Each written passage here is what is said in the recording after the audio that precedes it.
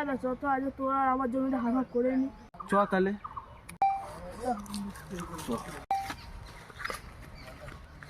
দাদা একটু আমার আর আমার দাদার জমিটা বেঁচে দাও। ঠিক আছে দিচ্ছি। এটা মেপে দিয়েছি, ইটটা তো মাঝখানে পড়েছে, কে নেবে? আমি তো বড় দাদা, আমিই তো নেবো ইটটা। আমিও তো ছোট ভাই, আমি কি দোষ করলাম? তাই নাকি? এই, ওঠ। হ্যাঁ অজ্ঞান হয়ে গেল, যাই ডাক্তারকে ডেকে নিয়ে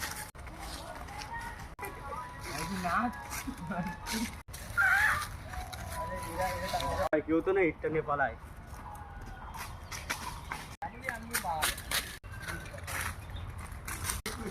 দাঁড়া, এ ভাই ওঠ, এ ভাই ওঠ,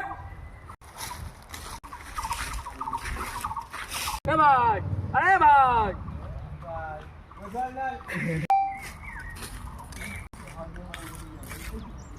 দাদা এখানে ইটগুলো রাখা ছিল, তুই মনে হয় নিয়েছিস।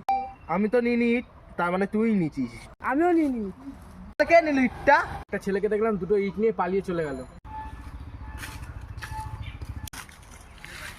এই ছেলেটাই তো ইটটা নিয়ে পালিয়েছে। ধর ধর ধর, এই ধরেছি। আমি আর করবো না। আর তুই জিব্বার যখন করেছে শাস্তি ওকে পেতেই হবে। ঠিক আছে তাহলে এনে আমার তরফ দেখটা, তোর তরফ দেখটা, এটা জিব্বার পা চল।